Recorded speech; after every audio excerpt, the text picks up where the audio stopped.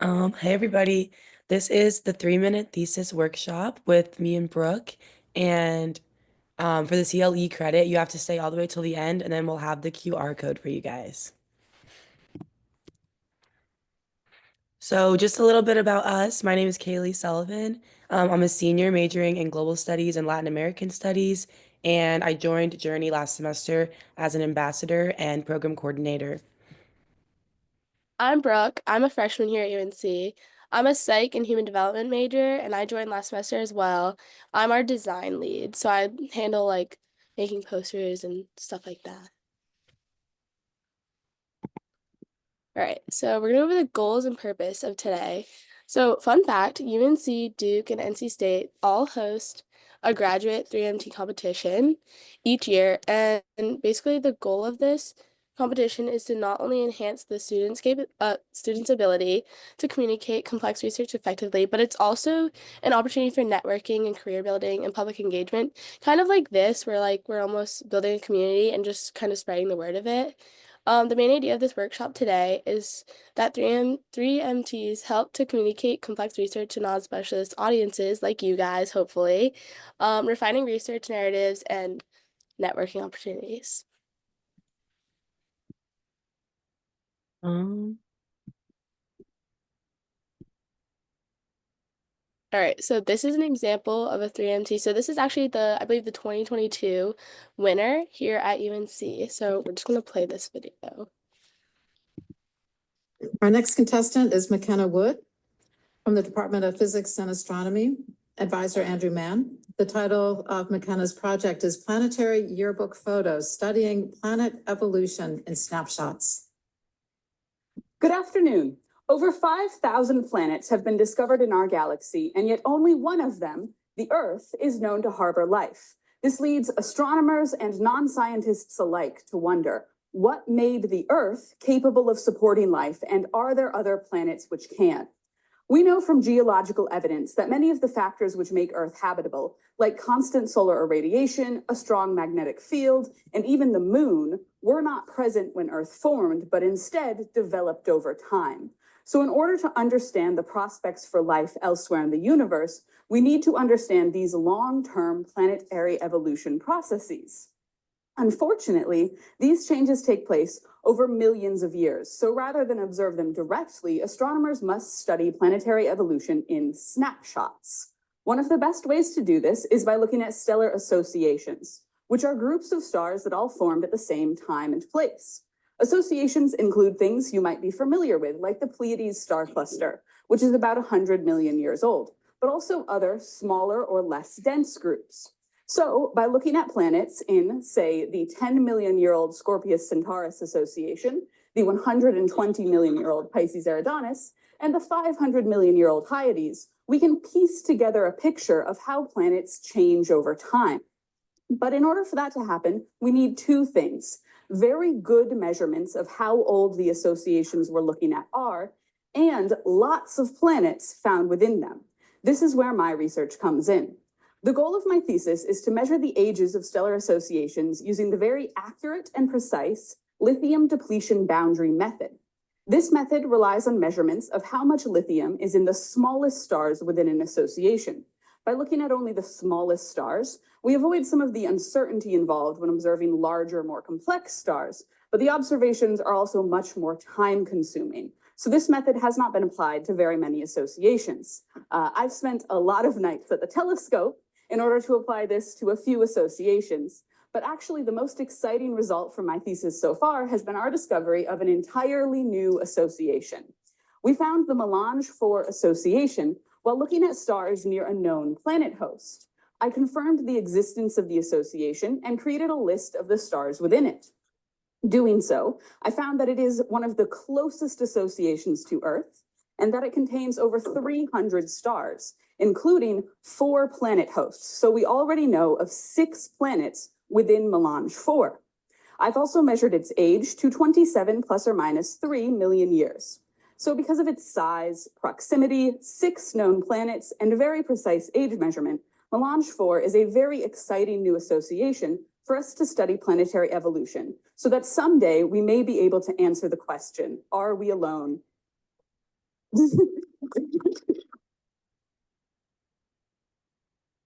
The next contestant. Oh.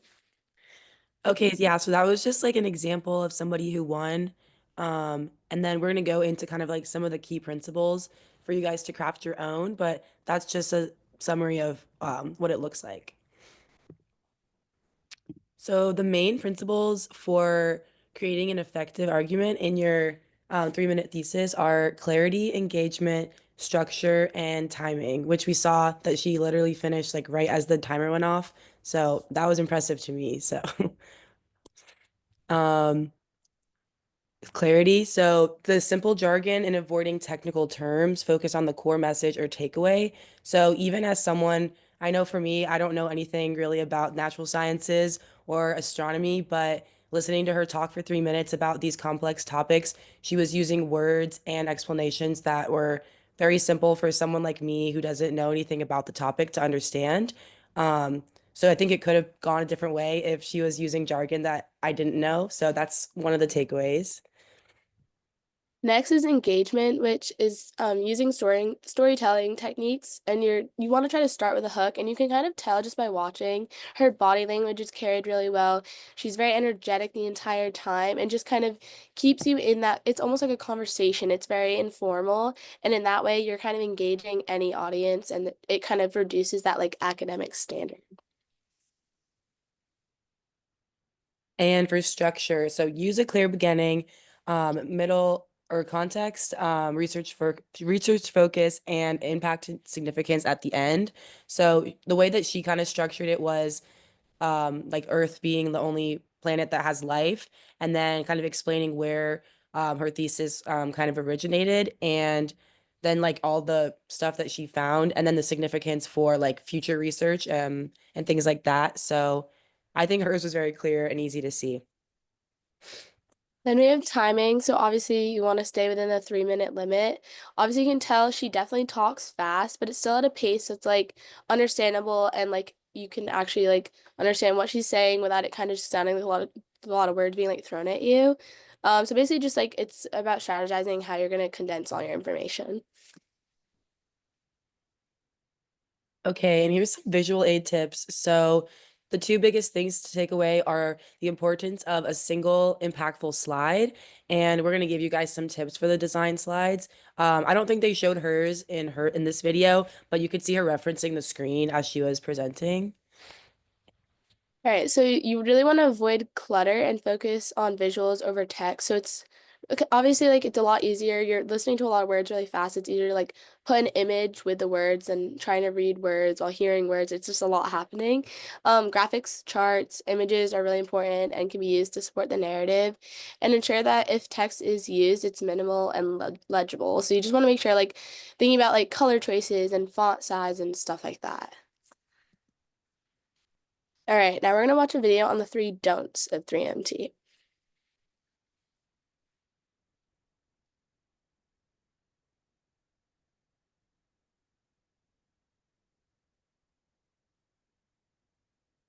Hi, I'm Inga Mewburn, Director of Research Training here at the Australian National University.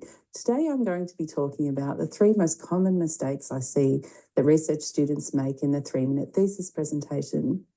So the first mistake, and I think it's the most common one, is that I see students fail to connect their research with the bigger picture. They fail to tell us why we should care about their research. All research is directed towards bigger aims. So what you're doing might be one really tiny, small part of actually fixing climate change or fighting disease.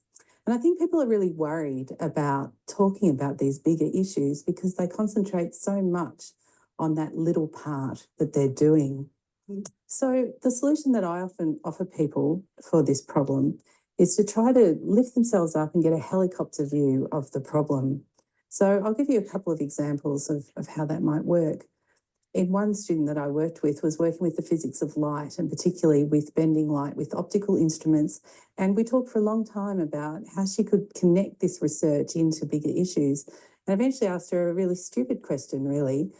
What might your research, what could we build with your research in the future? If we imagined a whole lot of other people doing this research, following along from you, what could we build? And she came up with an invisibility cloak. And she ended up coming second in that competition. And I think because that really grabbed people's attention. The second example that I've got is a woman who was looking at nanoparticles, and I got really excited because I thought nanoparticles, that's immediately interesting to me. But she said that she was looking at how emulsification worked, and it turned out, if you think about emulsification, the process is shaking up salad dressing. So you've got the oil and the vinegar, and you have to shake them to make them actually mix together. She was looking at nanoparticles that would do this shaking without actually having to shake the bottle. So we ended up talking about how this might connect into bigger issues. And she ended up calculating how much energy that it took to shake makeup bottles all over the world to actually make them all emulsified. And it was an amazing amount of energy. So she worked this into her presentation and talked about manufacturing processes and making them more efficient. The second most common mistake that I see students make when they're preparing their 3MT script is that they don't work hard enough to engage our curiosity in the research. Why should we care about what this research is doing? What's in it for me, is the audience asking themselves. And honestly, most students are not in the best position to really highlight what's most interesting about the research. And this is kind of curious until you think about it like this. Students are suffering from the curse of knowledge. The curse of knowledge is they've actually forgotten what it's like not to know what they know, and they know so much. They know so much detail about so many things to do with their research, and they've just lost sight of what's actually interesting. So sometimes when I talk to students and I talk them through composing their script, I ask them to tell me, what's the most unexpected thing that you found out in your research? Sometimes this takes a really long time for them to tell me, but I found out some really interesting things. For instance, did you know that when you eat too much silver in your diet, your tongue turns blue? And that when you're watering plants, you're not actually making the leaves plumper, you're giving the plants electrons. And when the students told me these things, I was really interested. But they were like, why are you even interested in that? That's completely obvious. And I say, well, not to me. So what's the solution to this? You really need to talk to people who have no idea about your research. I'm talking about maybe your parents, maybe your siblings, maybe people down the pub. Talk to them, tell them about your research, listen to yourself. If you can, just tape yourself on your phone and then you'll find yourself telling people all sorts of things, and you can gauge from their reaction what it is that's actually really interesting about your research that you've forgotten. The third most common problem I see is people neglecting the visual component of the 3-minute thesis presentation. It's one slide with no transition, no animation, no sound, just one slide. It sounds very difficult, and actually it is. And I think that most people get to the slide really as an afterthought, and this is a mistake. If you think about the slide as being integral to the actual presentation, you'll do much better. And I think our winner of the ANU final this year, Rosanna Stevens, really demonstrated that. Rosanna was talking about whiteness. So she was talking about the idea that there are white ways of doing things that we have failed to even notice anymore. And the way she demonstrated this was to have a completely blank slide. The slide itself was white. And when she presented to it, she asked us to imagine there were all sorts of things on this white slide, also in white, and we couldn't see them because they were white on white.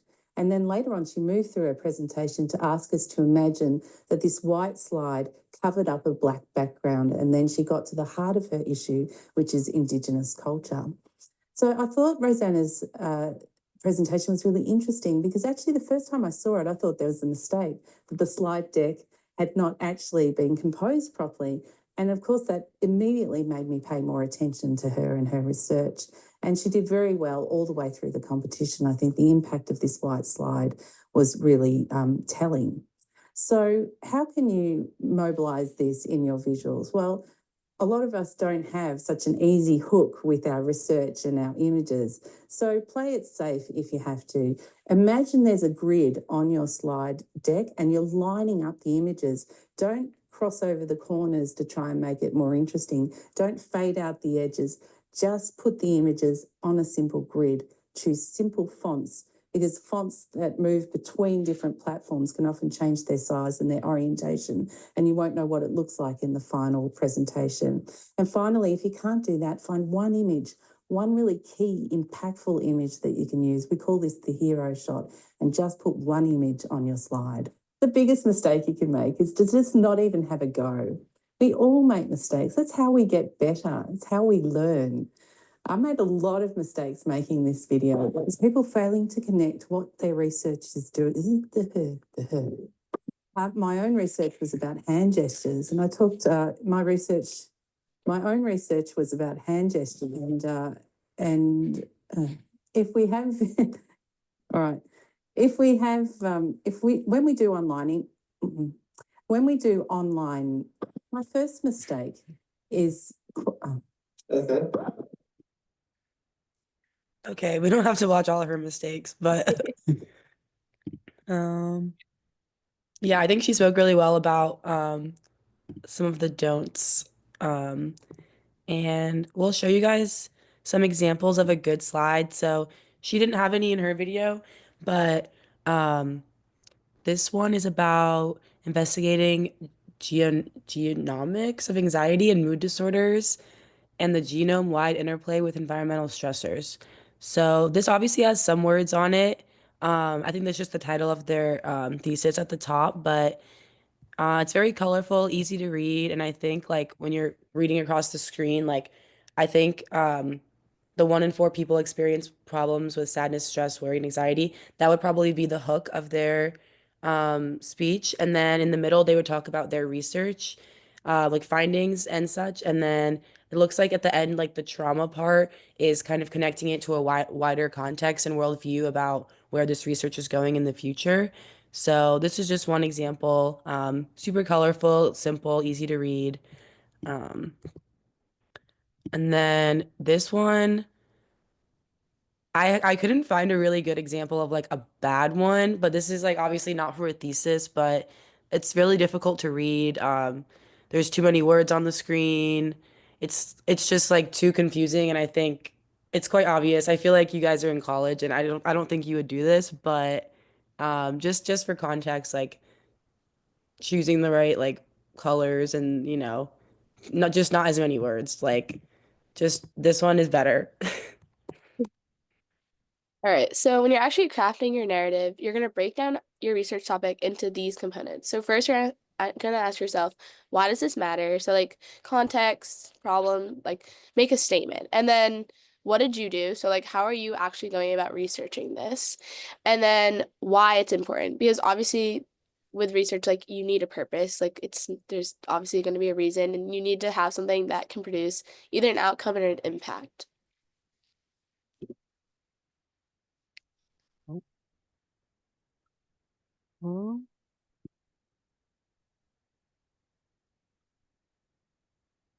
Okay, so this is kind of if we have time and if people are interested, if anyone wants to volunteer and maybe show a version of like like just like a preliminary version of a 3-minute thesis that they maybe could talk about their research a little bit, and we could just kind of look at it and be like, oh, maybe we should add this or this, or even if you guys have any questions about your own research, I would love if someone I can give you guys a few minutes to think about your research and everything, but if anyone wants to try to do one in 3 minutes, we can do a practice one. Oh,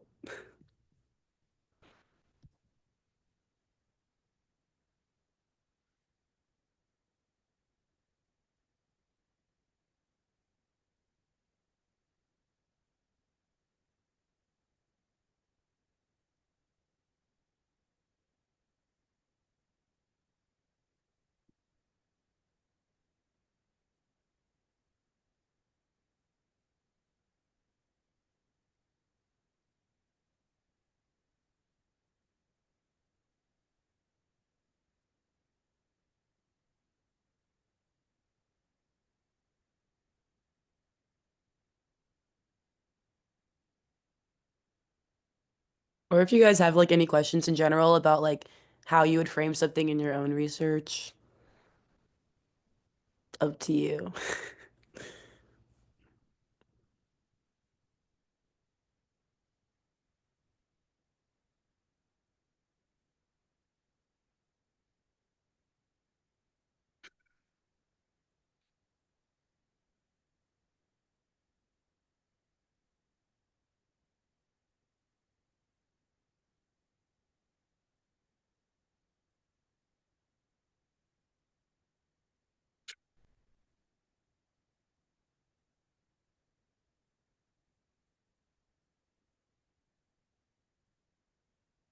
I can also talk. I'm writing an honors thesis right now. Um, I don't think I would be. I think I'd be kind of nervous to consolidate like the whole thesis, but I think something I think about a lot when I'm like wrapping up my final draft in the next month is kind of like how does my research connect to like a wider context and like what is like the significance for other people. Um, and I'm writing about like the personal branding of Indigenous TikTokers. So like social media influencers with Indigenous identities and how they're using their indigeneity to like perform on the internet and make money and make a career like off of their identity. And so I'm looking at like comment streams, like what people are saying, like the perceptions and um, kind of like how people are shifting their brand and consolidating like similar videos they're posting and similar content based on other people's reactions and seeing like what videos get the most likes and like the positivity or negativity in the comments about people being indigenous or about like just the content that they're posting. So I feel like it's a pretty like niche topic, obviously. So I don't really I think for like the wider context for me, it would be um kind of looking at the racialization of indigenous people in digital spaces and I've definitely seen some negative comments and some comments that are like exoticizing Indigenous people, um, and some people that are showing just like they're like pretty like racist comments or like disgust, but also a lot of support and like envy for um, like they get to like a lot of Indigenous people like live in the rainforest. So there's a jealousy of like white people and non-Indigenous people to kind of like get jealous of living in nature and being connected with the world in a way that we're not. So yeah, I think it's kind of like discrimination in digital spaces I'm looking at, and then how indigenous brands like affect people's popularity on the internet. Um, so obviously it's a super digital world. So I think the bigger picture would be like racism and identity on the internet and how people are communicating that. I've never done a 3-minute thesis, but I probably will have to come up with one when I'm defending my thesis in a month. So that's just mine. I don't know if anyone else wants to say anything. I feel like you I guys are can pretty share quiet. too. Okay. Okay. I'll give my token. Because I'm a research assistant for the UNC School of Med in the physical medicine rehabilitation department. So what I'm working on is we're looking into so it's perinatal strokes, which no one has to know what that means, but basically it's when infants have strokes in utero, so like still in the womb before birth. So we're like looking at the data and talking to families about like their resource access and like just assessing background and like how we can adjust resources to support more people because I have a feeling a lot of you probably have no idea what I'm talking about right now.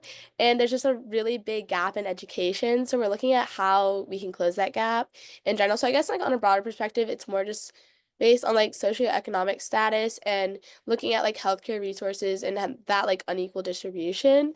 Like obviously very niche. I'm talking about strokes in utero, but obviously it's a bigger conversation to be said. So that's what I'm working on right now, which is kind of cool. I definitely encourage looking into getting involved in research here for sure because it's kind of endless opportunity and like I mean if you're on the medicine side we have the whole UNC hospitals which is super cool but there's like honestly a million different things you can do which I think is awesome like there's like you don't have to work in lab. I don't work in a lab. I do like all hybrid. I'm like plugging the School of Med right now, but like I do all like hybrid work. And it's awesome. Yeah, I totally recommend. But so if anyone has any questions about that, I would love to answer that too. But yeah, that's my little token on this. Thanks, Brooke. That's really interesting. I didn't know that. Yeah, it's very niche, just like you. Like first Yeah, like what are you saying? Yeah. mine is like my research is all obviously like digital. It's like on TikTok. Mm-hmm. Besides like the lit review. But there was a moment where we thought TikTok was gonna be going away, and I was really God, entirely fall. I didn't think about that. Wow. yeah, Yeah. I was like, wow, my whole thesis, I'm For like about to one day you couldn't do research.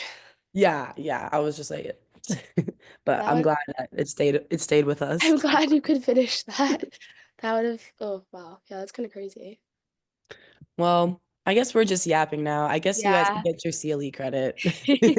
You don't have to listen to us talk all day for this. And thank you guys for coming. I think UNC does do this event, so if you guys are interested in like presenting, I think that you can at UNC and Duke, right? hmm So And there's a ton of different things. I know there's like also like in the summer they have surf. You can apply to get like funding for research. There's a ton of stuff you can look into. And like seriously, like feel free, reach out to me. I don't know if my email's like somewhere. Probably. You can find us on the UNC Journey website. There you go. If you want to find us, there we are. Okay, great. Thank you so much, Kaylee and Brooke. And as you guys are kind of scanning the CLE and signing off, just a quick, I guess, spiel about Journey in case you guys aren't familiar with us. We're UNC Journey. We're the journal for undergraduate research here at UNC.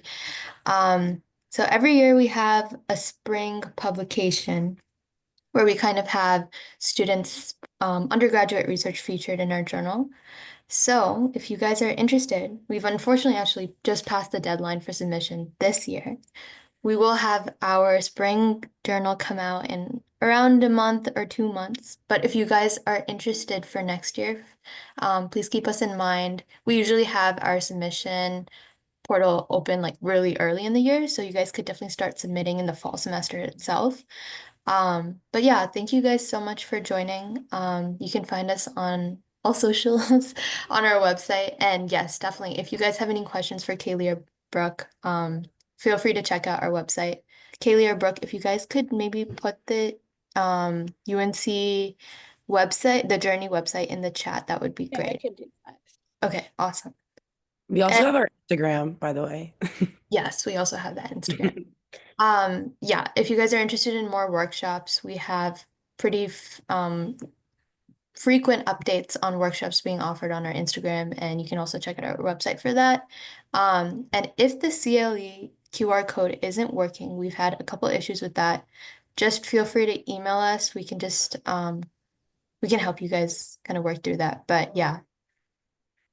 All right. Thank you guys so much. And Kaylee and Brooke, we can go ahead and end the Zoom at 1:30. I think that should give people enough time. But that was great, guys. Thank you so much. Of course. Yeah.